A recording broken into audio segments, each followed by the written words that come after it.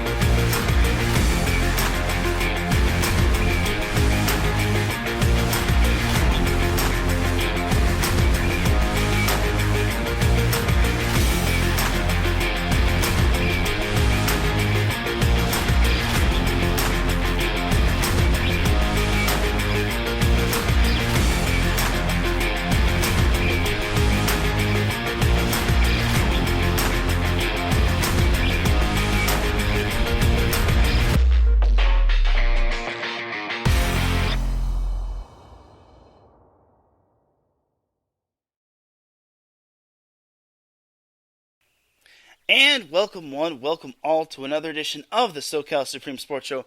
I hope you all are having a great Thursday afternoon, Thursday morning, Thursday, wherever you are listening from. Either way, you have made your way into the SoCal Supreme Sports Show. It is going to be starting today. It is started today instead of Friday, just because I have my 3-year anniversary of Set Point tomorrow. And I decided to have it on that day instead of having it on another day. But either way, SoCal Supreme Sports Show is on live right now. And without any further delay, let's get into that SoCal goodness. But first and foremost, the SoCal Supreme Sports Show and any other show on IE Sports Radio would not be where it's at without IE Sports Radio providing that platform. You can follow IE Sports Radio on Twitter, Instagram, and on TikTok at IE Sports Radio. And IE Sports Radio has a Facebook, though I don't know how many people still use Facebook, as you just need to type in IE, then sports, then radio in the search bar. They also have a website, www.iesportsradio.com, and when you go out there, you just look at the top of the website, and you'll see a Patreon link, and it'll start out at $5 a month. This will get you a shout from all of our shows, and higher tiers include access to IESRU, the podcasting university of IE Sports Radio, IE Sports Radio merchandise, and even a chance to be featured on a segment of our flagship show, The Defining Moment, with Larry B. Thank you, everyone, for all of your support and for making IE Sports Radio your direct feed for all that sports. Big shout out to our Patreon supporters, Bay Area Raised Apparel, Key to the Gate, Marcus Los Great, and a donor that wishes to remain anonymous. And you can follow the SoCal Supreme Sports Show on Twitter at SoCal Show IESR, and you can follow me, Teran Rodriguez, at Teran Rodriguez 1. My Twitter info is in the description of the show. Now let's get on into the Southern California sports goodness. So we'll start off with the Chargers. And I hate to really start this off with the Chargers, but they're kind of the elephant in the room as they are banged up. There's no better way to say it. And they got throttled by Jacksonville 38-10. It was just not a good showing, as the Chargers didn't have Keenan Allen. He's hoping to be back this week. The Chargers also didn't have J.C. Jackson, who's still recovering from his ankle surgery. They also, Justin Herbert was not at 100%. Corey Linsley, the center, was out. And in the first quarter, the Chargers lost Joey Bosa to a groin injury. And after the game, the Chargers found out that Joey Bosa will be out at least a month, maybe longer. It's a week-to-week basis, which really sucks because losing Joey Bosa is huge at the defensive tackle or edge rusher position. So it's not good for the Chargers. And what was worse is that the Chargers lost Rashawn Slater, their left tackle, for the entire season as well, which is an even tougher loss. I think that's even worse. Like, that's probably the worst case scenario, just because the Chargers O-line, in a division where you have Max Crosby, Chris Jones, Isaiah Simmons, and a bunch of other big boys on that defensive front, the Chargers really need to have a good O-line. And unfortunately, losing Rashawn Slater, they were already bad enough without Corey Linsley, but now losing Rashawn Slater is basically double jeopardy. And it really sucks because his injury is a biceps injury, and it's just sad because now he had such a great rookie year, and his second year unfortunately got cut short, which is just an absolute bummer. So yeah, that's it just did not. It was just a bad day, and to make things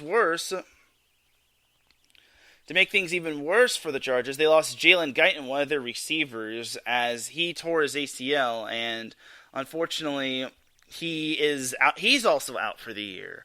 Now, losing Jalen Guyton isn't that bad, just because they eventually signed Dante Hightower from the Eagles to their practice squad.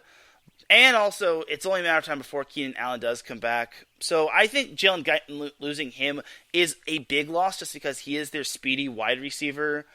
But losing him does not make matters better just because that Keenan Allen has the route running, Mike Williams has the amazing grabs, Jalen Guyton has the speed, and then Joshua Palmer has the shiftiness. So for the Chargers to lose Guyton, it's a huge loss. And I know they have plenty of receivers on that team. I think they still have Joe Reed as well, but it just sucks. What was the worst thing about the Chargers' loss was that they just could not get anything going. Like, they were lucky to only be down 9 in the first quarter, but their first opening drive of the second half, it looked promising. They got all the way down to the Jacksonville 7, but they ran 3 straight passing plays, and basically that was it. And they were all incomplete. Either Justin Herbert had to throw the ball away, or it was just straight up incomplete. I think they were all just throwaways, which is disappointing. It really just makes me wonder, why are the Chargers not getting the run game involved? Why are they paying Austin Eckler so much money and they're not utilizing him? Why did they sign Sony Michel when they're not going to utilize him?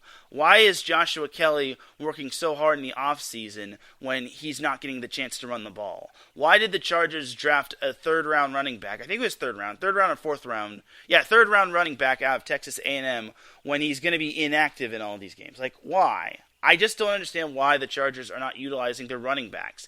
It's very frustrating, and Joe Lombardi, I have a lot of questions for him. So for Rashawn Slater, it really just is, losing him is just so bad. And this season, he had 86 pass blocking snaps, only 2 pressures allowed, and 0 sacks allowed. So losing him is really bad. It's just so terrible.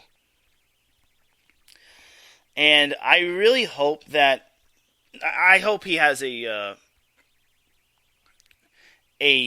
speedy recovery, just because he is such a young talent, and I really hope he is able to have like a big breakout season next year. But unfortunately, his year has been cut short. So as for who's going to be taking his place at left tackle, I forget his first name, but I know it's the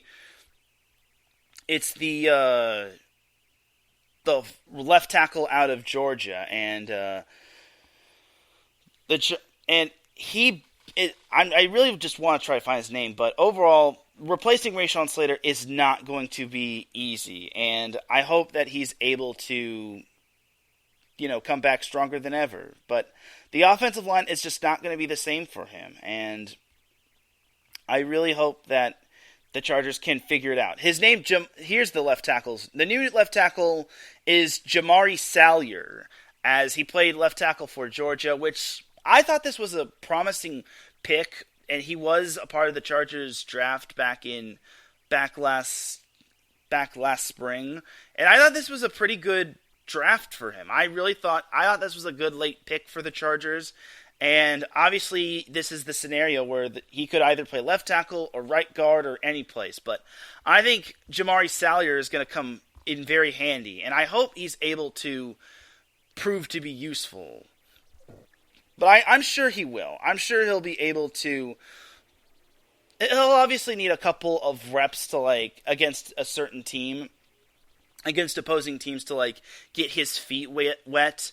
But I think Jamari Salyer is going to be huge. He had this quote. He says, "Pretty comfortable. Obviously, I didn't take a lot of reps there in training camp and up to this point, but it feels like going back home to me, doing the walkthroughs, kind of getting in the swing of things." And keep in mind, Salyer did play left tackle at Georgia, so I'm happy he does get his chance to shine. I just still hate that Rashawn Slater is out for the season, and it really sucks, because that's such a huge loss, and this is only his second year, and I hope this isn't going to be a long-term thing. So the Chargers this week, they take on the Houston Texans at Houston, and this is obviously bringing back horrible memories of last season. This is kind of going to be eerily familiar as last season, because the Chargers didn't have too many of their starters against Houston last year due to COVID complications. So for the Chargers this week, they really have to get the run game going. The Texans are have one of the worst run defenses in the league, and if they don't get Austin Eckler going, it's going to be a long day, just because Justin Herbert can't really carry the team by himself. I admire Justin Herbert for playing, but the fact that he's playing with bruised rib cartilage, it's just so painful to see, and he's doing all he can, and he played out the entire game for the Chargers. He basically was able to finish out the entire game, and I was happy for him, and boy howdy, he has a lot of guts and determination, and he even said that he wanted to finish out the game, and he wanted to basically not let down his teammates, and that's just the greatest thing you could ask for in a leader such as Justin Herbert. I'm happy he's our quarterback. I understand it's a risk versus reward factor, but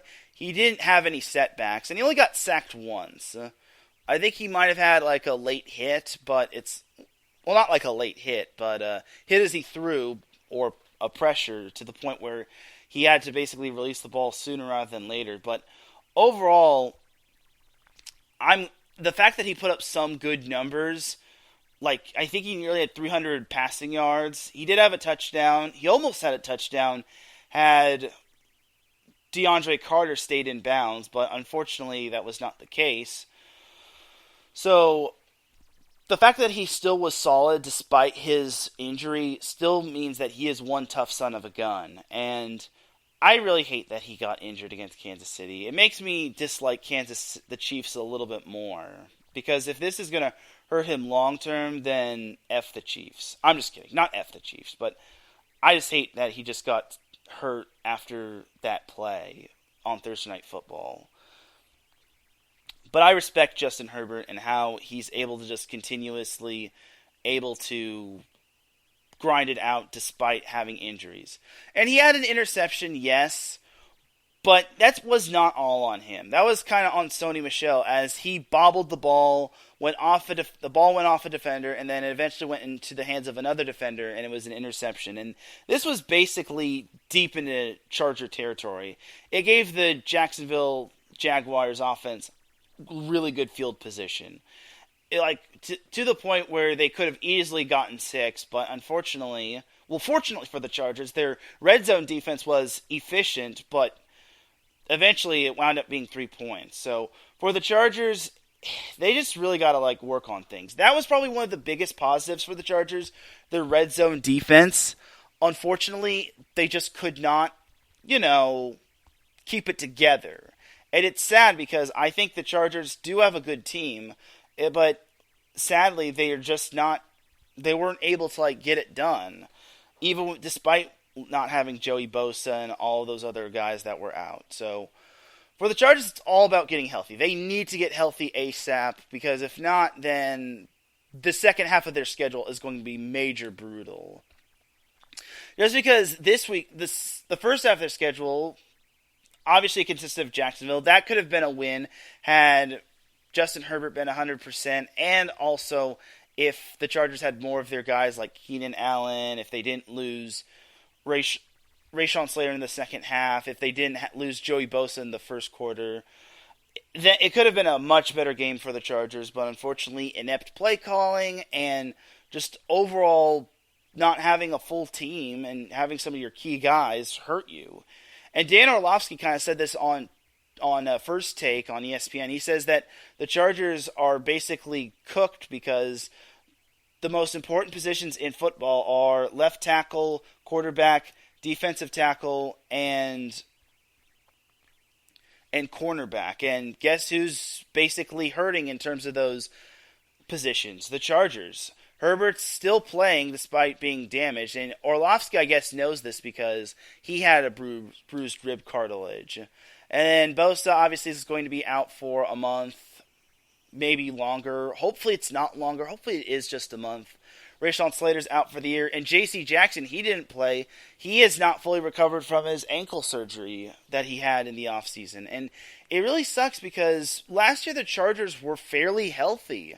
They did have a few key guys missing in certain games, but they were healthy for the most part. They were even fully healthy in their Week 18 matchup against the Raiders. So overall, it's not looking too bright for the Chargers. They have to win this Sunday. Otherwise, the season, I think, is over, because the second half of the schedule, they obviously have to play Denver twice.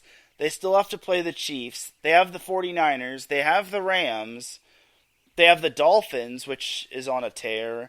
And I feel there are some other good teams out there that the Chargers have to play. Heck, even the Falcons might not be a gimme. And the Raiders, I don't think, is a gimme, just even though they're 0-3. Their 3 losses are by 1 score. So overall, this is basically make or break for the Chargers in terms of getting healthy. Can I also just say that the Chargers should maybe fire their medical staff just because, well, the Chargers are banged up to high heaven, and it's just absolutely disgusting. I really would like to see this Charger team at full strength, but unfortunately, the football gods just don't want the Chargers to actually they don't want them to have success. So hopefully the Chargers can get it together by the time their second half of the schedule picks up. So as for the Texans, obviously they're going to be led by General Davis Mills, part of a not-so-good breakfast. So I really think the Chargers can win this one, even without most of their key guys, but it's certainly not going to be easy. And if you remember last year when the Chargers played the Texans, they were without a huge chunk of their team. Chargers might be without a huge chunk of their team. Granted, if J.C. Jackson gets back, if Keenan Allen gets back, if Donald Parham gets back. We have not seen him, though Gerald Everett has done a great job at tight end. And then a few others obviously being out. We don't know how long Corey Linsley is going to be out. Hopefully he'll be back soon because he's dealing with a knee injury. But overall, it really is going to take a full 4 quarters, and it's going to take a full-on effort. I'm going to say the Chargers win 28-21. I think that's a respectable score. I don't think it's going to be easy, especially without most of those guys that I just mentioned that are banged up or out for the season or out for a while. But I really hope that the Chargers are able to I hope they're able to win this one, just because if not, this is going to be the narrative of the Texans owning the Chargers with Davis Mills. I really just don't want this to be... If they go 1-3, the season's practically over for them, just because the Browns are still playing decent. They're 2-1 with wins over the Oh no, they're 1-2. I'm sorry, they're not 2-0. They're 1-2 with wins over. Oh no, they are 2-1. I'm sorry, y'all. The Browns are 2-1. They have wins over the Panthers with that walk-off field goal win, and then they also have their win over the Steelers last week. And then their one loss was to the Jets, which they probably could have won that one had they managed the field a whole lot better, and if Nick Chubb just went out of bounds instead of going in for the touchdown. So I think this Browns team is going to be just as good. And this is without Deshaun Watson, mind you. This is with Jacoby Brissett. And then following that game, the Chargers have the Denver Broncos, which, boy howdy, that's going to be a tough matchup. Even though the Broncos have been offensively inept, as they lost to the Seahawks, and they barely beat the Texans, and they barely beat the Niners. Ugh. That's a rough game. And then the Seahawks follows the Chargers. The Seahawks follows the Broncos game, and that's a short week just because it's basically just a 6-day stretch. So basically the Chargers, they're 1-2 right now, and they have Houston, then Cleveland, then Denver, and then Seattle. That's 4 games right there. If the Chargers can be 4-3 by the bye in Week 8, I think that puts them in a decent situation. If they're 5-2, it's even better.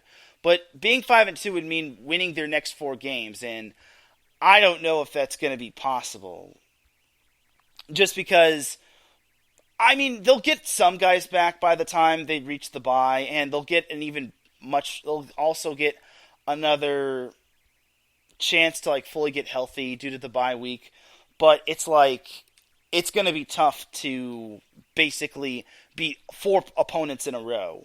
2 of which I think are decent. I could see the Chargers being the Texans, and I could also see them being the Seahawks. But the Broncos could be complicated just because they have a really stout defense. Everyone was surprised at the defense that was brought to the Niners game. But I've always seen the Broncos having a great defense. Look at what they did back in Super Bowl 50. And then the Browns obviously present a great challenge, even though I don't know if they'll have Myles Garrett. Nick Chubb is still a fantastic quarterback. Amari Cooper is also great as well. I'm hoping that the Chargers get J.C. Jackson back by that time. If they get J.C. Jackson back by the time they play the Browns and beyond, they're golden. But if not, then Michael Davis, Asante Samuel Jr., and I'm blanking on their Bryce Callaway, they're all going to need to step up at cornerback. I think the Chargers have a good cornerback room. It would just be even better with J.C. Jackson. But overall, that's kind of my little gist of the Chargers. Don't want to make this too windy of a length. But I just also got to say, if Joe Lombardi doesn't get it together, I think he's going to need to be the first one out when it comes to the Chargers coaching staff. Just because I really can't stand him and his inept offensive play calling.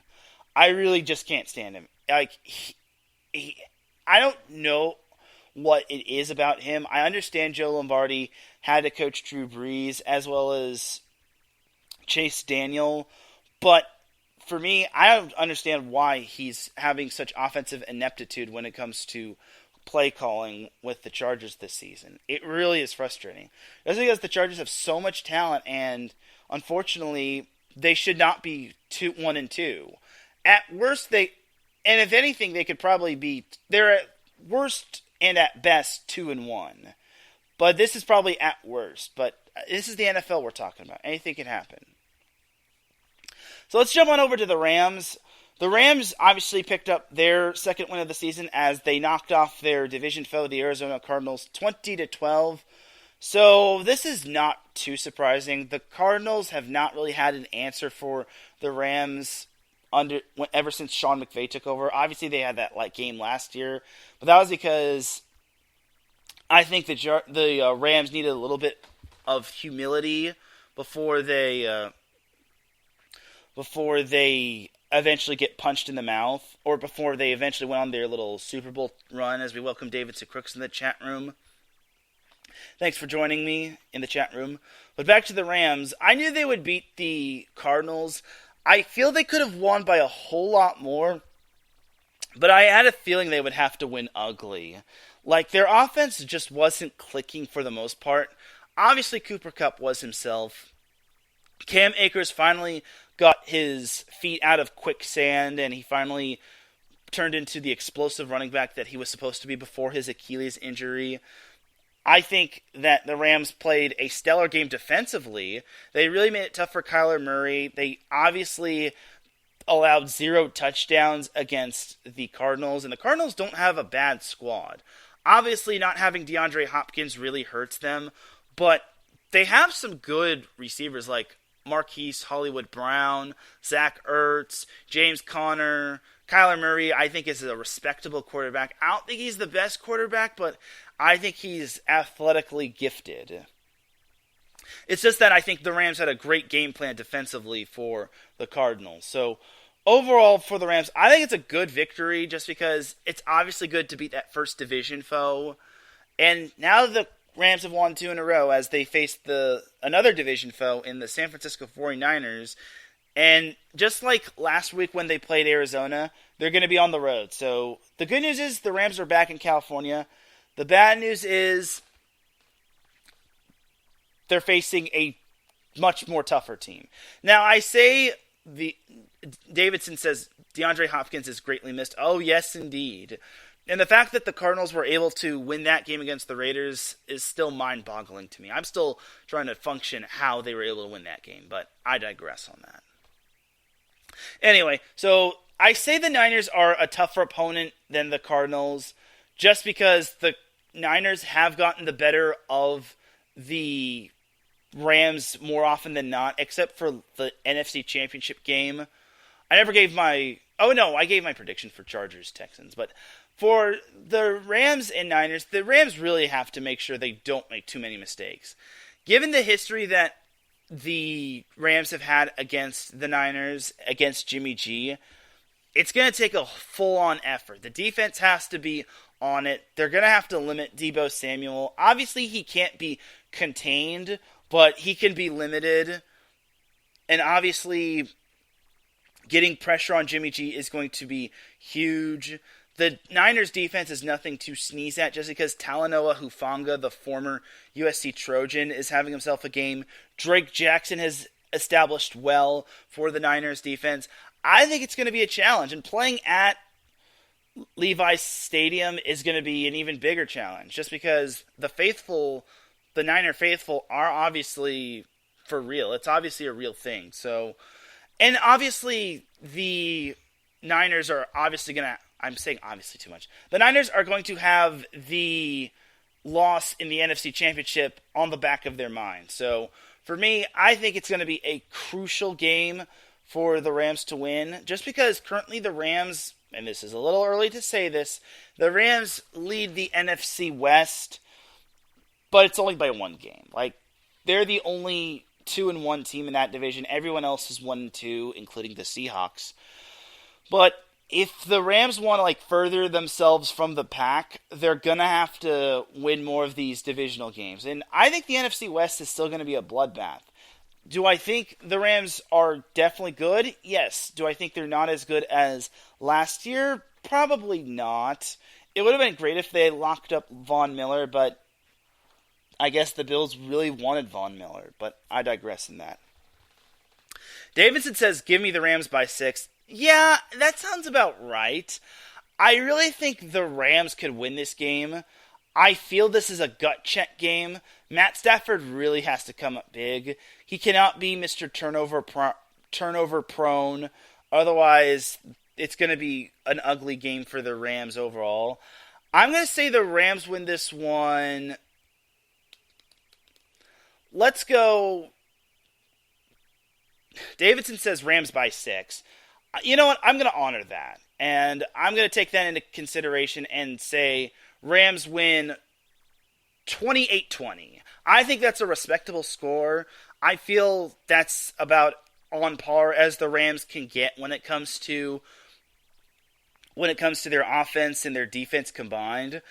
I just don't want it to come down to the final play, just because if it's the final play of the game and the ball is in the hands of Jimmy G can make magic happen. I hate to say that. But I really think Jimmy G can really make magic happen, and he has had the Rams' number, obviously with the Niners, but I really think that the Rams can really take charge in this game. I really think that they could finally exorcise the Niners own the Rams demons. I really think it's possible, and especially since they're playing on Monday Night Football, that's going to also be crucial as well. And the offensive line is really going to have to do big favors for Matt Stafford because their O-line is so banged up. We talk about the Chargers and how banged up their O-line is. The Rams have been battling O-line injuries since training camp. Or actually, no, not training camp, the offseason. But either way, it's going to be an uphill climb. But I think the Rams come out on top. I think they win 28-20. I think it's going to be... I think Matt Stafford gets it together. I don't think he'll play the cleanest game. But I can tell you, if he doesn't make 2 or more mistakes, whether it's fumbles or interceptions or any of that sort, I think the Rams win this one. It won't be easy, and it's going to have to be another ugly win, but it's better to win ugly than to not win at all. That's my motif. Or not motif, my MO. So that is that for the Rams. I know I didn't really discuss them too much, but overall, their win was just more... I felt the Rams were so convincing in their win. They were defensively convincing in their win over the Cardinals. I expected a little bit of a bit. I expected them to win ugly, but at the same time, I knew they would get the win over the Cardinals just because I feel Sean McVay has this great game plan, and Cliff Kingsbury is not a great coach. It's a miracle that they were able to win that game against the Raiders. But overall, I'm not going to get too much into that. All I'm just going to say is the Rams will be 3-1 by the end of week number 4, and it's still going to be all good for them. So that is going to do it for the NFL portion of the show. Let's jump into some college football. Oh boy, we talk about the ugly win that the Rams had. What about the ugly win that USC had? They had to go all the way down to Corvallis. They played horrendously for 3 quarters, but in the 4th quarter they came up big and they managed to win 17-14 over Oregon State, as everyone was basically saying this was going to be USC's greatest challenge.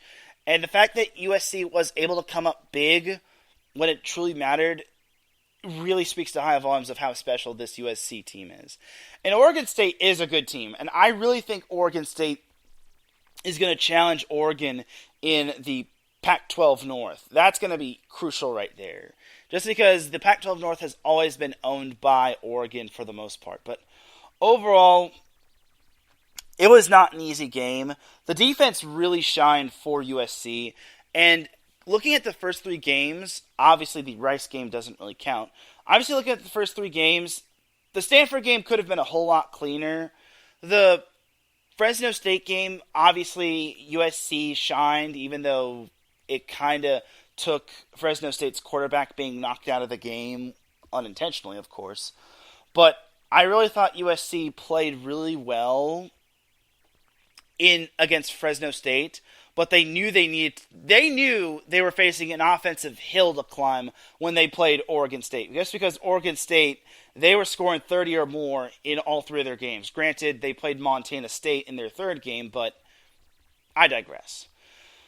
So to limit Oregon State to only 14 points and to get 4 interceptions, which included the game-stealing interception, really speaks to high volumes of how good USC is. And they really needed this win just because now I think they get a little bit more of a breather when it comes to some of their games. But don't tell that to USC.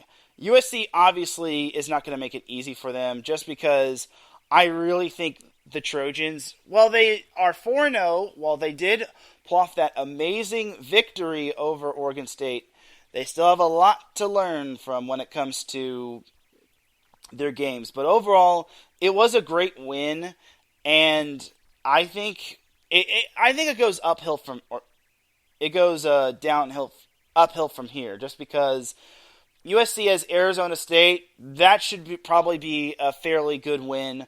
Washington State could be a little bit of a challenge for USC just because they've been off to such a good start and they had that win over Wisconsin. And they played Oregon super tough, even though they should have won that one. Utah's going to be their biggest boogeyman challenge. Arizona has improved. Cal, I think, can win. Or USC, I think, can beat Cal, even though Cal hasn't really played the greatest of competition. Obviously, playing close to Notre Dame, blowing out Arizona doesn't really mean too much. Narrowly escaping against UNLV doesn't really mean too much. And beating UC Davis doesn't really mean all that much. They're for sure going to beat Colorado because death taxes and USC owning Colorado in football is basically the MO for USC football. UCLA, I'm going to be interested to see how UCLA does. We'll talk about them a little bit later. And then Notre Dame, I think USC can handle them as well, just because Notre Dame has taken a downward spiral, and Notre Dame has to go across the country to Southern California, and then USC is going to have a lot of revenge on their mind after the past few years of Notre Dame giving USC the work. But overall, I think USC, following this win over Oregon State, it's huge for them, and it just goes to show that they are the real deal. And I really think that this USC team is very special. Do I think they can win a national championship? That remains to be seen. I don't know if they can hang with Alabama, just because Alabama is just so darn good. Georgia, obviously, they're living up to their reputation. And then I'm not sure about Ohio State or Clemson, but if USC does make the college national championship, I think it would be a nice little farewell to the Pac-12, just because the Pac-12 is starting to fall apart, and that other teams might be heading to the Big Ten. But here's my thing. If more teams head to the Big Ten, will they have to rename it to like the Big 16 or the Big 20 or the Big any of that? It's just a little food for thought. But overall, back to USC before I veer off topic. They play Arizona State. I think they for sure can take them, just because Arizona State does not have Jaden Daniels. And wait, Jaden Daniels? Yeah, Jaden Daniels. I remember the guy because he used to play at Cajon High School in Southern California. But anyway, Jaden Daniels is no longer at Arizona State. USC can't possibly fumble this matchup. They would have to have a major letdown. I know Caleb Williams has had things go on. He's had personal things go on this week, but USC is excusing him from dealing with the media. He's also excusing him from practice. So overall, I think Caleb Williams, did I say Jaden Daniels? Caleb Williams should be fine. I don't think it's anything to be alarmed at. I think Caleb Williams should be fine by the time the Trojans take the field against the Sun Devils. Davidson says, bold prediction, the Pac-12 stays in place. Yeah, I think so, but with USC and UCLA going, it's obviously going to be a tough one it's going to be tough to replace those two, but I think the Pac-12 stays in place as well, because if they get rid of the Pac-12, then they'll have to rename their Power 5 conferences to the Power 4 conferences, or they just replace the Pac-12 in general. But I think that's a good, bold prediction, and I would not be surprised if the Pac-12 stayed intact. So as for Arizona State, they haven't really had too many big-time victories. Their only win was against Northern Arizona, FCS school. Other than that, Arizona State has dropped 3 in a row. They lost to Oklahoma State, East Michigan, and Utah. Granted, Arizona State has played the ranked competition, unlike USC. But USC has played some stiff competition as well with Stanford. Fresno State is decent. And also Oregon State being the big bad boogeyman on the road. That's also plenty tough as well. So I still think USC wins this one quite convincingly. So looking at the ESPN app, USC is a 25-point favorite over Arizona State. I really think USC can handle the Sun Devils, and I'm going to pick USC to win. I think the offense gets back on track, and they win 49-30. 17. I think that's a little respect. I think that's about as respectable as it gets. I think USC definitely is talented and gifted offensively. Defensively, as long as they have that big-time performance like they did against Oregon State, I think they can definitely assert themselves as one of the top teams in the Pac-12 and in the nation defensively. So overall, for USC, they're for sure winning this week. If they somehow lose, I will be frustrated and disappointed, but they're not going to lose. Without Jaden Daniels, I don't even know who the Arizona State quarterback is. My apologies, but I really don't know who Arizona State's quarterback at the time is at the moment, as their quarterback is none other than Emory Jones. He's a junior, and I guess that's their quarterback, and their top wide receiver, or their top receiver in general, is Elijah Badger, who is only a sophomore, and then their top running back is Xavion Valladay.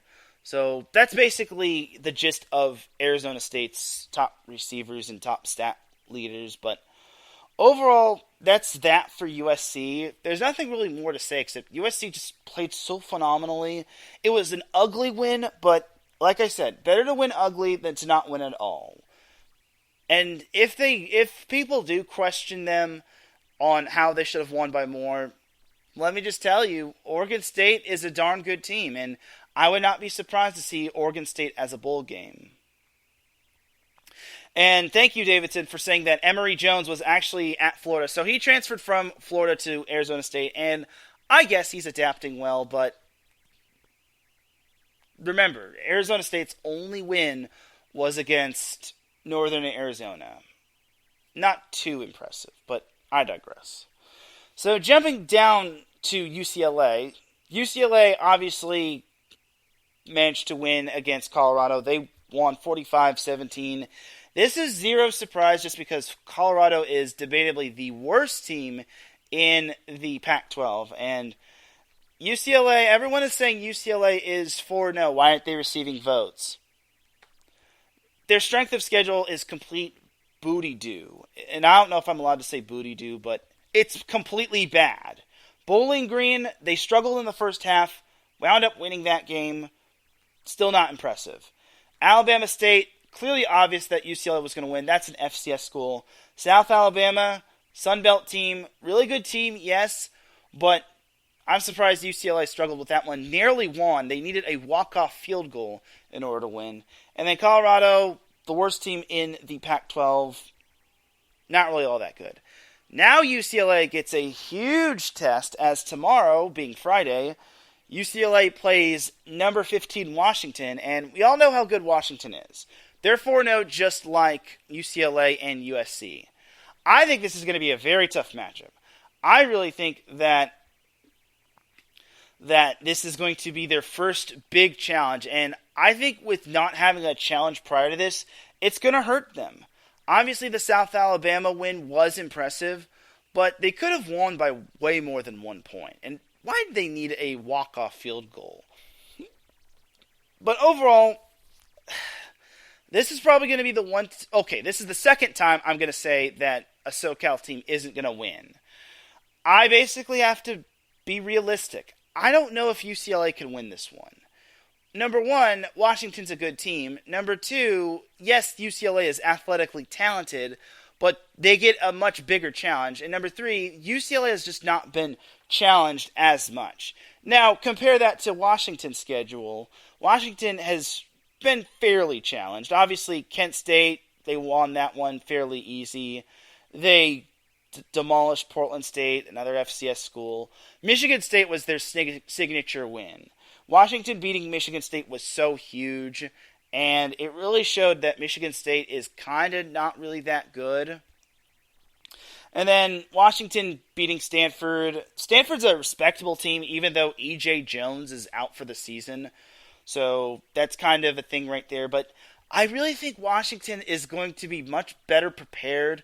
I think they're much better battle-tested. And I don't mean to say this, but I think despite UCLA's talent, I think Washington just comes out on top just because they have... I get it, they're going to be playing at the Rose Bowl, but UCLA's numbers have been low when it comes to the Rose Bowl. It's really surprising, to say the least. But we welcome Mike Pat in the chat room. He says, Teran, have a great show, man. I appreciate it, Mike. But as for this little matchup, I have Washington winning this one.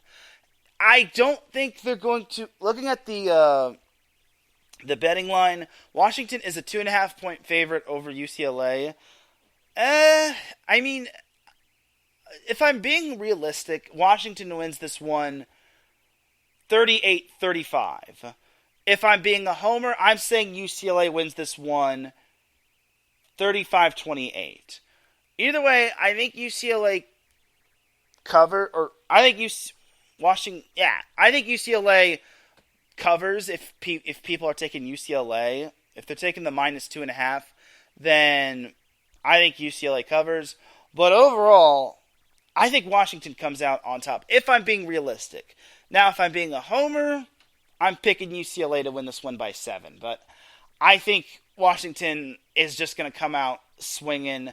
I really think that they'll hang on barely against UCLA. And UCLA has some good players, such as DTR, and then Zach Charbonnet has been amazing.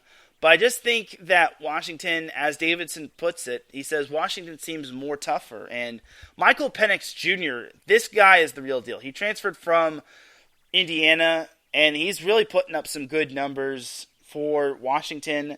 And he's finding some good receivers, such as Jalen McMillan, only a sophomore. And then also Rome Undunzi, or Unduns. He's having a great season so far. Those two are only sophomores, so this Washington team is going to be super legit if Michael Penix Jr. stays for his final year at Washington. And then Wayne Taulapapa, he's been doing good things on the ground for Washington. So overall, I just think that Washington is going to be more prepared. They're going to be more physical against UCLA. If UCLA does win, then I'll eat some crow. I'll be eating crow. But I just think Washington just has that it factor, and I think Michael Penix Jr. is going to basically wake up UCLA. I think it'll be close, but I just think Washington wins 38-35. I think they do just enough to win, and my homer pick for UCLA would be 35-28. In favor of UCLA. But overall, that is that for Washington versus UCLA. Now let's jump on over to the non-Pac-12 team from Southern California, San Diego State. I'm going to be honest, I knew San Diego State was going to win last week, and I even called the correct score, 17-14. Granted, I had a backup score, but overall, San Diego State impressed me. Defensively, I knew they were going to have to win. I knew the defense was going to have to come up big, as Toledo did make a late push. They actually took the lead 14-10, but fortunately for San Diego State, they have a good running game, even though they should be utilizing their quarterbacks more, as Jordan Byrd had 115 rushing yards and 2 rushing touchdowns. The defense had 3 interceptions against Toledo quarterback DeQuan Finn. Granted, he's only a sophomore, but still, it's still quite impressive. So, San Diego State, I knew would win if their defense came up big. The problem is that they're still offensively inept, just because, well, their passing game is just non-existent. Braxton Burmeister is basically Mitch Trubisky 2.0. Okay, maybe I wouldn't go that far, but still. San Diego State just loves to run the ball, and it really drives me up a wall to see San Diego State just still not having a balanced diet to their offense. And they're eventually going to get exposed. This week, San Diego State hits the road. They start Mountain West Conference play, as their next games are all Mountain West Conference games, as this week, San Diego State hits the road to Idaho to take on Boise State. It's also a Friday game, so San Diego State is in the same boat that UCLA is. They're also going to be played on national TV, mind you. But playing Boise State, that's going to be a difficult matchup. I hate to say it, but Boise State wants a little revenge from last year. San Diego State just doesn't have the offense to keep up with Boise State. It's going to be a very tough matchup for San Diego State to win, especially if their offense just is leaning so much on the run game. And Jordan Bird nearly has as many rushing yards as Burmeister has passing yards, and that is very alarming right there. And then obviously Hank Bachmeier is going to want revenge against San Diego State. And he obviously remembers last year's game, and he's probably going to go off for like 300 yards, even though he only has 497 on the year. So overall, there is no homer pick with San Diego State. It's just super frustrating to see this team continuously not having a great balance in its offense. It's so annoying, and it really frustrates me. But I'm going to say Boise State beats San Diego State. I know Aztec fans are probably not going to agree with me, but deal with it. I say Boise State beats San Diego State 28-17. I think that's as good as it'll get for San Diego State in terms of its offense. I think their defense will eventually be known in this match. However, their defense, I don't think, will do enough to beat Boise State. I think Boise State is going to be much more better prepared in terms of its offense. And I really think that Boise State's defense can shut off the run game when it comes to San Diego State, just because it's so obvious for San Diego State. It's just run, then pass, and then run some more, and then pass a couple times, and then just mainly run. It's very frustrating. That is San Diego State's offense in a nutshell. The defense is still legit, but it's not going to be like last year where San Diego State had a couple quarterbacks at their helm, and it's not going to be like where Jordan Brookshire found his swagger in that final regular season game, and he eventually led them to the victory. But I really think San Diego State is not. I don't think they're going to win this one. I realistically do not think, and I'm saying this with a straight face, they are not going to beat Boise State. If they do, awesome. I will eat my crow. But Boise State is just so up there when it comes to the Mountain West Conference. And they obviously want revenge from last year, just because that loss really hurt them. Even though Boise State wasn't going to win the Mountain West Conference or get to the championship game, but I digress. So I feel it's going to be a long game for San Diego State, and it's going to be even longer if their offense continues to be inept. So it's just something to keep an eye on, but overall, I think it's not going to be San Diego State's night. I think the first half San Diego State is going to compete, and then Boise State is going to turn on the Jets and basically take charge of them. So for other news in terms of Southern California college football, in terms of the NCAA level, so San Diego had its match against Stetson canceled because of Hurricane Ian. So unfortunately, Stetson. Obviously, I send all my prayers and best wishes to everyone affected by Hurricane Ian, and hopefully everyone stays safe. But unfortunately, San Diego versus Stetson is not on, which does blow, but it is what it is. Like, it's just a tough time for everyone in Florida and everyone down south.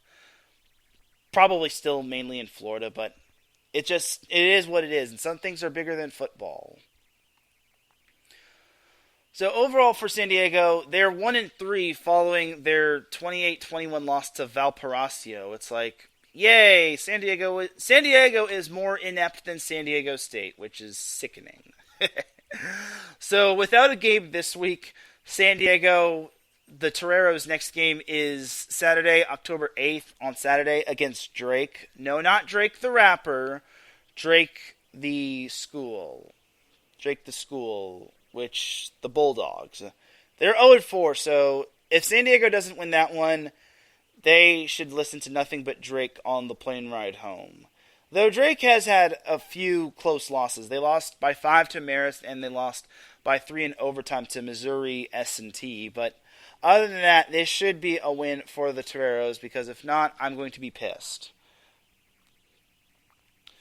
So that is that for San Diego. We definitely got to get into some Cal Poly action, just because, I'll get to that a little bit later. But Cal Poly,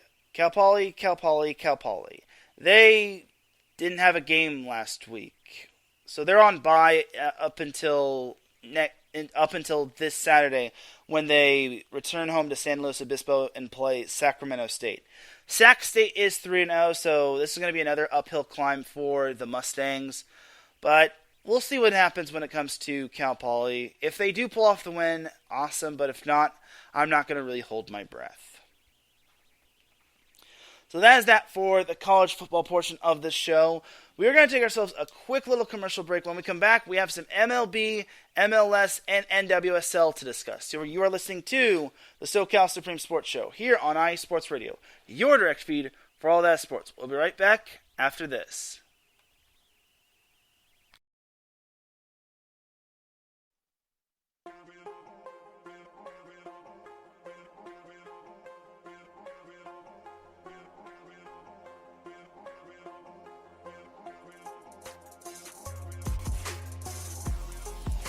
Hello, ladies and sinners. Hello, sports fans around the world.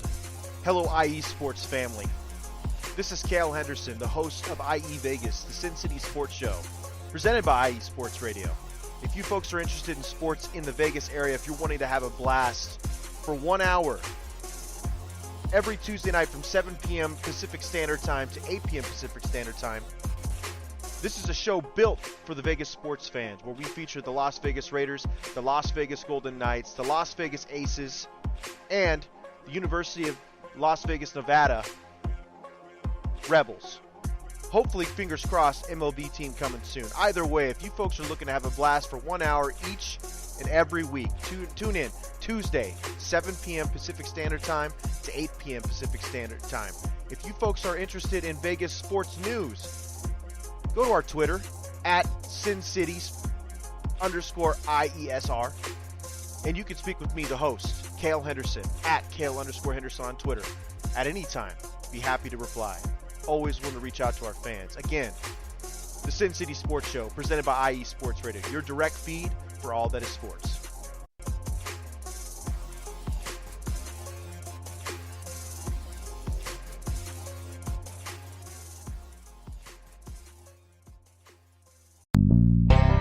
Some say that Indiana is just a flyover state. Flatlands and cornfields, barns and country roads. What if I told you Indiana is the crossroads of America? What if I told you in all other states, basketball is just basketball? In Indiana, basketball is life. Crowded high school basketball gyms on a Friday night, and every barn with a basketball rim and a frayed, worn-out net. If you're interested in the heartbeat of America, and if you're interested in sports, if you have Hoosier running through your veins, the Crossroads Pod with Aaron X is made for you. Powered by IE Sports Radio, your direct feed for all that is sports. Each and every week, the Crossroad Pod covers all of Indiana sports. The pride of the horseshoe of the Indianapolis Colts. The blue-collar gold swagger of the Indiana Pacers. The relentless pursuit of the sixth banner for the Indiana Hoosiers. The swing of the hammer of the Purdue Boilermakers. The swoop of the Cardinals of Ball State. The summoning of the echoes of the Notre Dame Fighting Irish. The growl of the Bulldogs of Butler. The intensity of an Indiana fever. The chop of the Indianapolis Indians. At the Crossroads Pod, if it is Indiana, we've got you covered. More than cornfields. More than country back roads. The Crossroads of America. Join me, Aaron X, every week. It's nothing but net.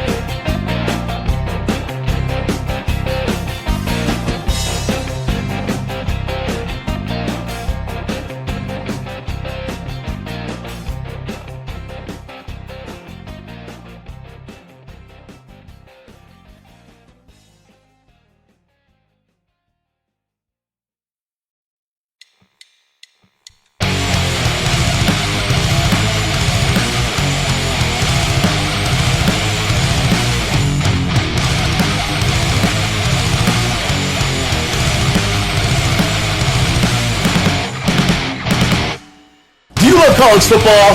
And do you want to hear a college football show dedicated to all that is college football, including junior college and the CCCAA and the NJCAA, the NAIA, and the NCAA, including Division III, Division II, Division I AA in the FCS, and Division I Single A in the FBS? Well then, look no further. Join myself, Larry B., and my colleagues, Mr. H-Town Blake Henley, and Mr. Christian Espinoza, each week during the college football season for the latest in college football on 3 and Out College Edition, right here on IE Sports Radio, your direct feed for all that is sports.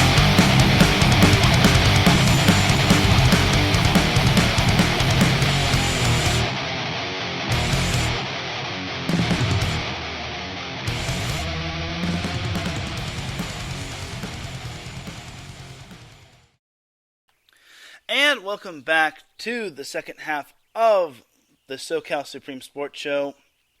Hope you all are still enjoying your day. Definitely do check out all of our shows on IE Sports Radio, such as the Crossroads Pod with Aaron X, 3 and Out College Edition with Larry B and I, and Sin City Sports with Cale Henderson. Let's get on into the second half of the show. We're going to try to breeze through it as much as we can, but I'm in no rush. So, let's jump on over to some MLB action. I still have to talk the Angels, but they're going to be saved for last just because we got to save the worst for last. So, anyway, over to the MLB. The Dodgers have locked up the number 1 spot in the National League as they basically were able to do that. I think it was earlier this week, if not last week.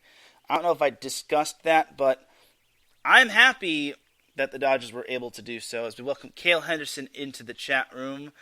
Great to see you, buddy, and your 2 cute little huskies in your profile pic. But enough about that.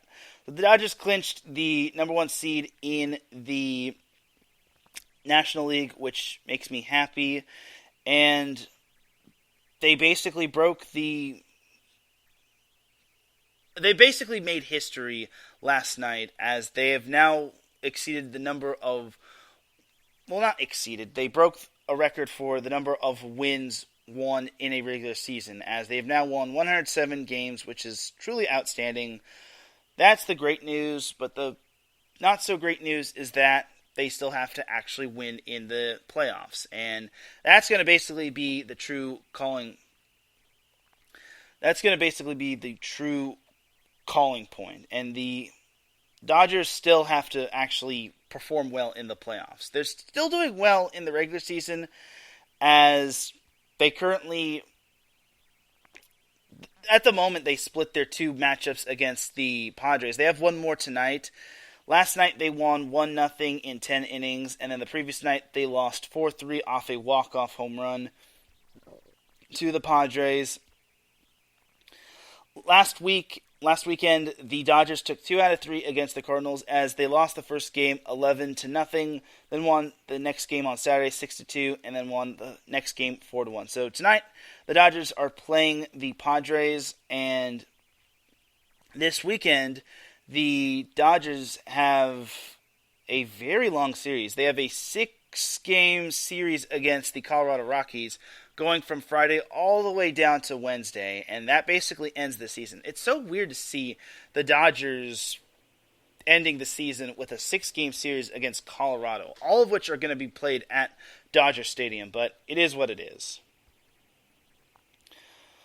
So overall, everything is just going hunky-dory for the Dodgers. There's nothing really negative about them, other than the fact that they still have to come up big when it matters most in the playoffs.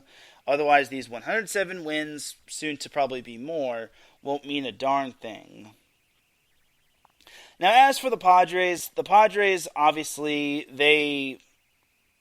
they're actually gaining more ground when it comes to the wild card spot, as they actually have a 2.5 game lead on the second wild card spot. The only way the Padres lose their wild card spot is if they lose out, and that would be the most San Diego thing for them to happen. I hate to say it, but it is true. But for the Padres, we already talked about them and the Dodgers. They have one more game tonight.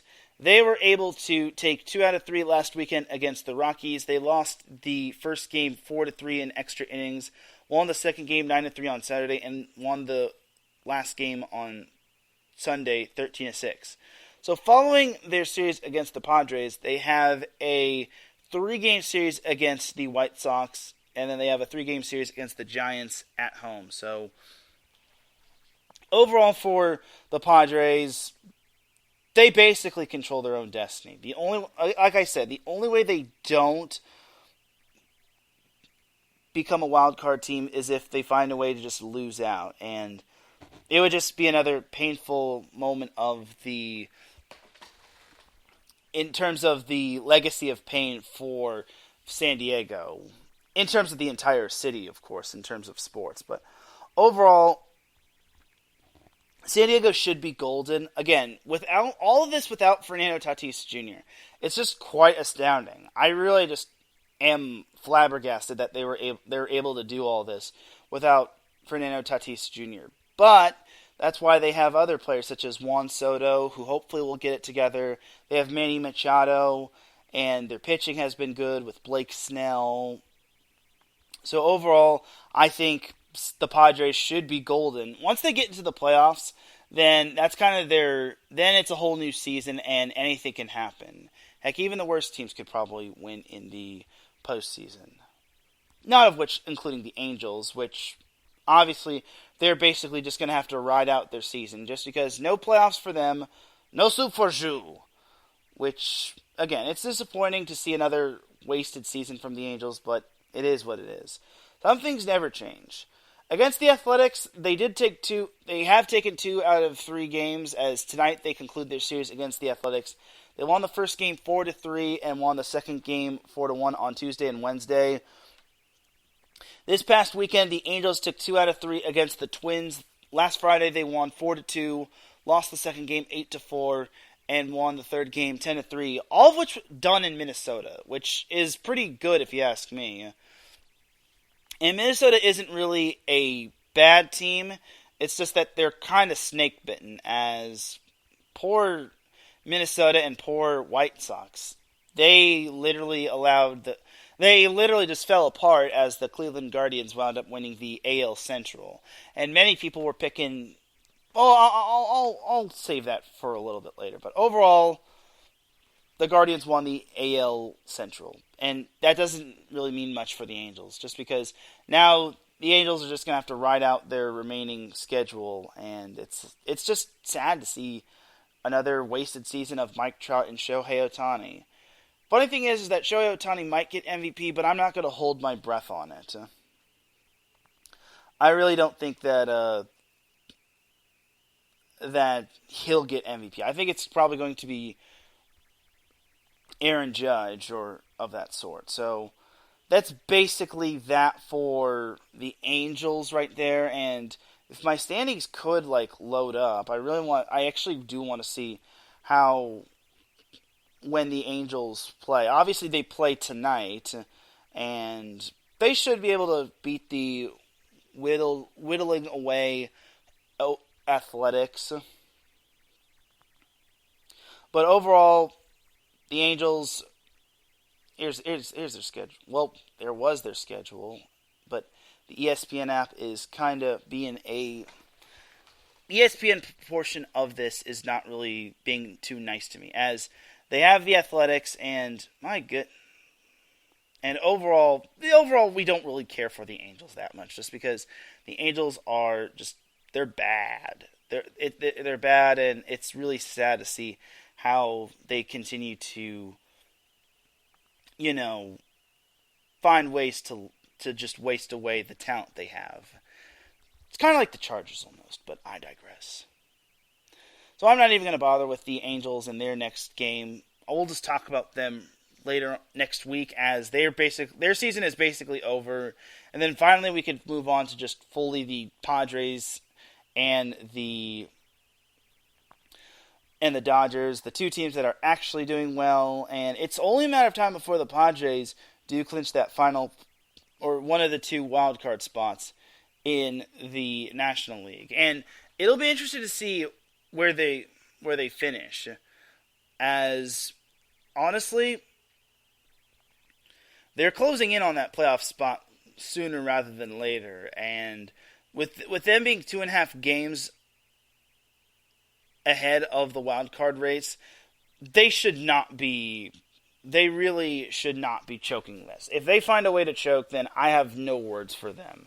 I really just don't have any words for the Padres and how they had a spot in the wild card locked up, but unfortunately they just found a way to just piss it all away.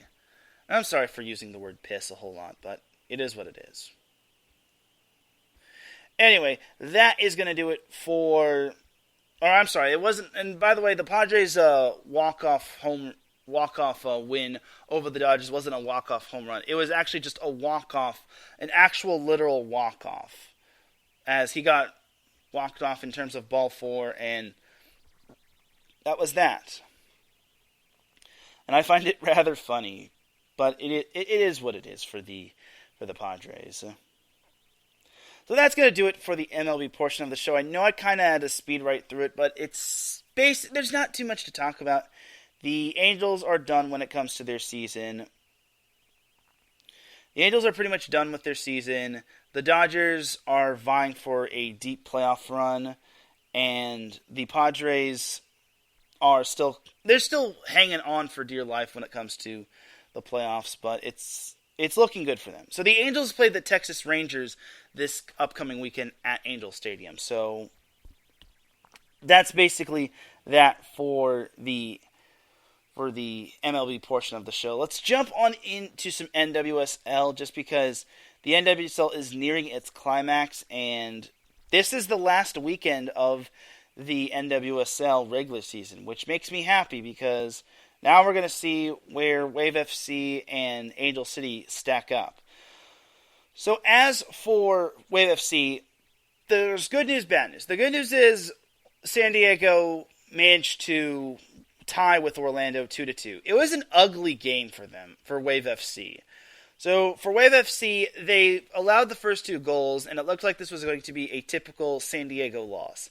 Fortunately for Wave FC, Mackenzie Doniak and Taylor Korniak were able to provide goals in the 76th and 87th minute. So that salvaged a 2-2 tie, which it seems like San Diego does that a lot quite recently. They find a way to get themselves down 2-0, down 0-2. They tie it up eventually.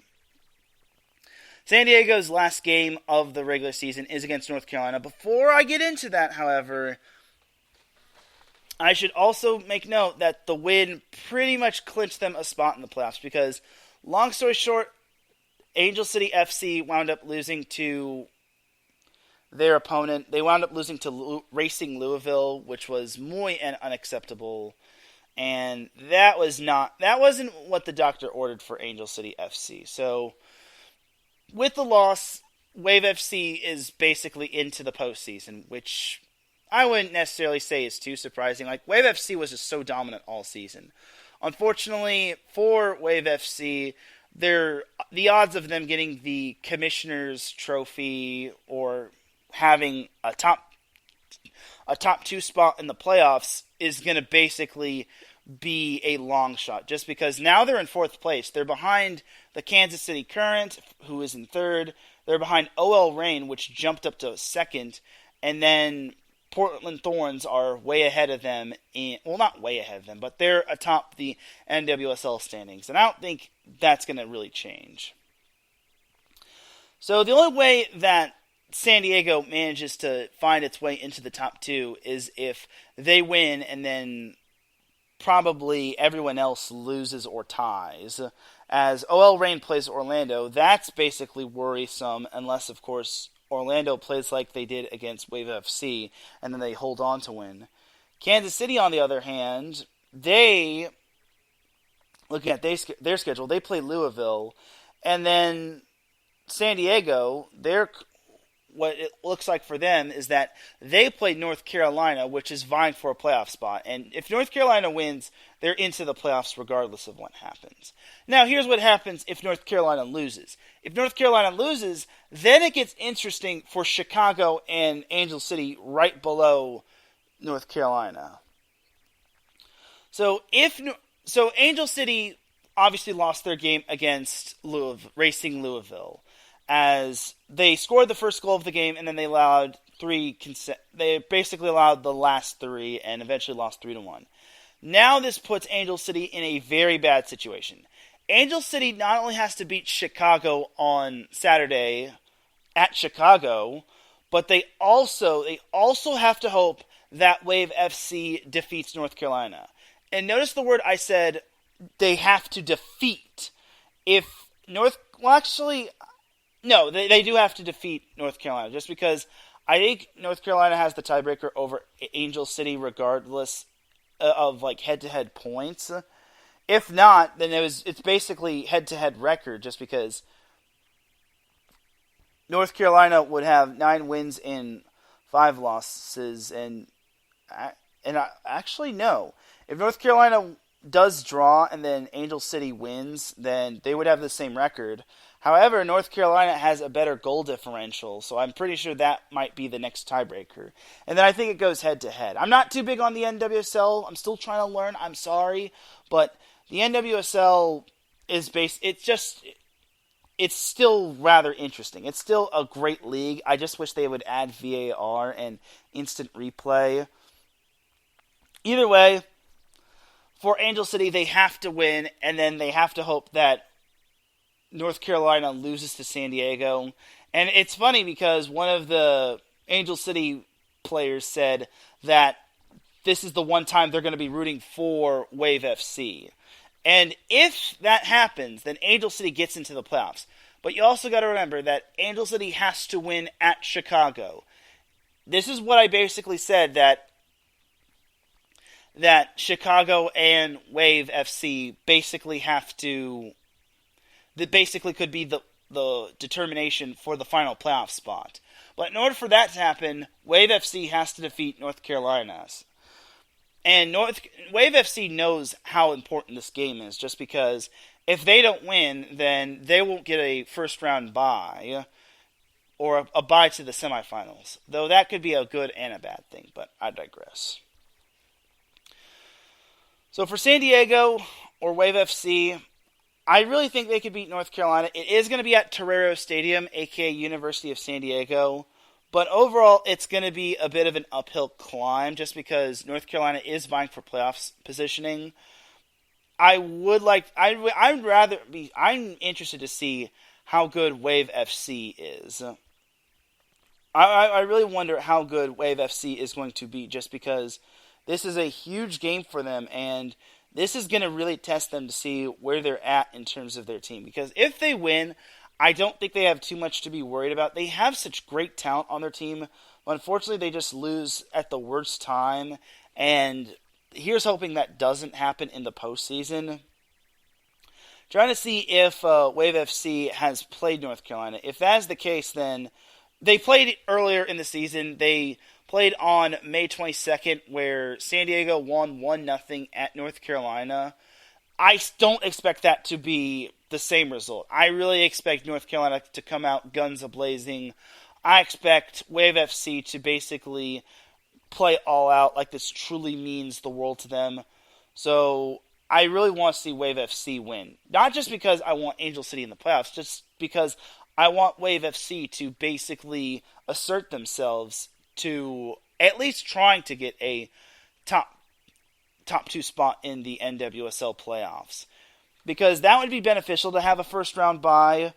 If they don't get it, then it's not the end of the world. All that matters is that they do have the playoffs. They are in the playoffs. But it just all depends on who they'll get come playoff time. If they get Angel City, then that's where it gets really interesting. That's when all bets are off. But in order for Wave FC to get the first round bye, they have to win, and then Kansas City and OL Reign both have to either lose or tie. only then will we see them in the postseason, or will we see them having a first-round bye. And then Angel City, it's quite simple. Win and you're in, but you also have to hope that North Carolina does not lose to, or they also have to hope that North Carolina does not win against San Diego. Otherwise, for Chicago as well, it's their playoff hopes are over too. Well, actually, yeah. If North Carolina wins, then Chicago can't make the playoffs, and same can be said for Angel City. And then the match will have no meaning. But I really think Wave FC can beat North Carolina. So we'll see what happens. So that is going to do it. I'm definitely going to keep an eye on that just because, well, it's Wave FC and it's Southern California, and I really want to see how this matchup goes. But we'll see what happens. So that is going to do it for the NWSL portion of the show. We're going to jump into some MLS action and then take a little. Oh my God, we're actually at 121. Ooh, so we're actually going to really just try to skim through the MLS. We don't really need to talk about LAFC just because they have locked up the Western Conference, but the LA Galaxy, oh boy, we need to talk about them. So the Galaxy, they came up big as they managed to win this past weekend, and they really needed the win. I'm trying to see who they beat. I want to say it was Colorado. That is my best guess. I'm not going to assume though, but they beat San Jose. They beat San Jose 3-2. It was the week before they beat Colorado, but now the Galaxy have won 2 in a row. This is good stuff, and I'm happy that the Galaxy are finally getting its you-know-what together. Surprisingly enough, the Galaxy, with that win over San Jose, they managed to jump into 5th place in the Western Conference, as it's a very narrow 5th place, as Portland is right behind them, and Minnesota is only 1 point in back of them. This week, the Galaxy have a chance to clinch a spot in the playoffs as they play Real Salt Lake. Now, this is a huge game, not only for the Galaxy, but for Real Salt Lake as well, just because Real Salt Lake, they're vying for playoff positioning as well, as honestly, I feel this is going to come down to this could come down to extra time, and I don't know. I really think the Galaxy, they have to win. That's for sure. The Galaxy have to win at all costs, and they have 2 games remaining. The Galaxy do have the luxury of playing their game against Real Salt Lake at Dignity Health Sports Park. But overall, this is the game where the Galaxy have to come up big. They have to come up huge. Because if they don't, then Real Salt Lake is back in the playoff hunt. And heaven knows what will happen with Minnesota and with Portland. So, back to the table. The Galaxy, they just have to win. It's a simple concept. Win and you're in. If you tie, then Real Salt Lake lives to see another day. And then if Real Salt Lake loses, then if the Galaxy somehow lose, then it's going to be a major logjam for 4 all the way down to 7. Because only the top 7 teams make the postseason. And they don't count out Seattle as well, just because I think they're still very much in the playoff hunt, even though they would have to win out the remainder of their matches. So overall, we'll see what happens when it comes to the Galaxy versus Real Salt Lake. I'm very interested to see what will happen. So that is going to do it for the MLS portion of the show. I know I had to speed it up, but there's not really much of a point of talking LAFC just because they've clinched the number 1 spot in the Western Conference. The only thing that kind of now matters to them is probably the Commissioner's Shield, which is basically if you get the most points in the MLS, you basically get this little shield. And looking at the Commissioner's Shield standings, it looks as if LAFC and Philadelphia are basically bound for a fight to the bitter end in terms of its final few games in terms of clinching it. Both teams have 64 points, and LAFC has the better record, I think. Either way, the Galaxy or LAFC has 20 wins, Philadelphia has 18 wins, and then Philadelphia has 10 draws compared to LAFC's 4 draws, and then LAFC has 8 losses compared to Philadelphia's 4 losses.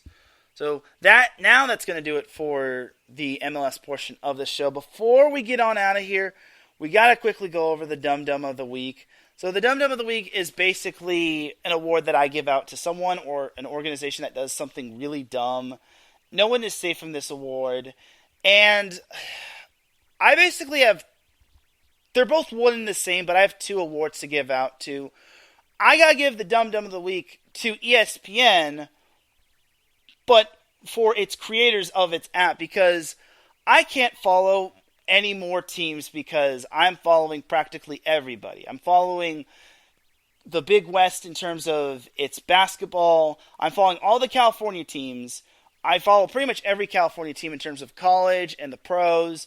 But unfortunately, I can't follow any more teams just because they have a certain limit, which I think is the stupidest thing ever. It's like, why do you have to have a limit to a certain number of teams you could follow on the ESPN app? You should not have a limit for certain number of teams that you should follow. I really think ESPN should rethink this, and I think you should follow as many teams as you want in terms of not only college sports, but like other pro sports as well. I really think it's frustrating, and I think it's the most dumbest thing ever. So ESPN or whoever made the ESPN app and had a limitation of how many teams you could follow on the ESPN app, you are this week's Dum Dum of the Week Award recipient number 1. So dumb. You are really dumb. For real.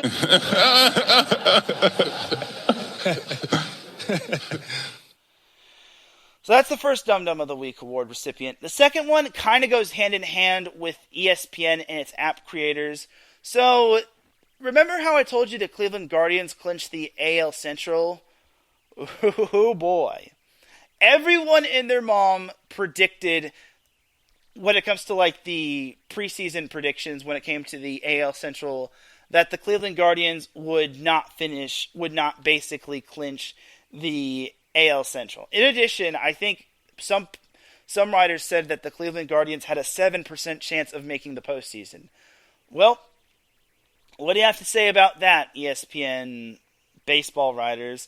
It's funny because I really think that I don't know who they picked, who ESPN projected to win the AL Central, but I want to say it was like maybe the White Sox or the Twins. But overall, it's very funny how they all said that. I think one writer said that the Guardians have a 7% chance of making the postseason, and they were probably going to finish dead last this season. Well, unfortunately, they didn't. They wound up winning the AL Central, but it just goes to show that ESPN doesn't really know. They're not the worldwide leader in sports. Yes, they are the worldwide leader in sports, but honestly, they're not the most intelligent bunch. They should probably just stick to talking about the Dallas Cowboys or LeBron or any of that sort. But either way, the ESPN analysts that said that the Cleveland Guardians were not going to make the playoffs, or they were going to finish dead last in their division, or that gave them a 7% chance of making the playoffs, you are this week's Dum Dum of the Week Award recipient. You are so dumb. You are so dumb. You are really dumb. For real.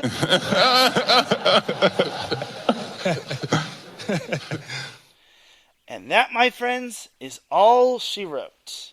Now, as you can tell, my voice is starting to get shot. But that is going to do it for this week's episode of the SoCal Supreme Sports Show. Without any further delay, let's get on out of here. Because I got to get me some grub, I got to meet some friends, and I got me some work. Yeah, dig? Thank you, everyone, for tuning in to the SoCal Supreme Sports Show. I hope you all enjoyed this week's episode. If you listen live, I appreciate you. If you listen at work, I appreciate you. If you listen on the playback, I appreciate you. If you listen at any time, any place, anywhere, I definitely appreciate you. Big shout out to the chat room, Cale Henderson, Davidson Crooks, Mike Patz. Thank you all for joining the live chat room. I really do appreciate you all tuning in. SoCal Supreme Sports Show will be back on its regular time at noon Pacific, 12 p.m. Pacific time every Friday. This week is kind of an exception just because Set Point has its 3-year anniversary tomorrow. And exclusively to you listeners that are listening to the show, I have a guest. Who is that guest going to be? You'll have to find out on Set Point. For everyone here at IE Sports Radio, this is Teran Rodriguez signing off. Have yourself a great day. Have yourself a great weekend. You deserve a great Friday. You're almost there. You've almost made it to the weekend. I will see you tomorrow at 12 p.m. Pacific time, 3 p.m. Eastern for Set Point and the 3-year anniversary special. Until then, have yourself a great rest of the week. Enjoy the weekend. Enjoy all the Southern California sports. Soon, NBA is going to be starting up, which I don't know how I feel about that, but it is what it is. And hopefully, our NFL teams and hopefully the football teams, not just in Southern California, but all over, we have good and healthy seasons. But until then, I'll see you all next week. Peace!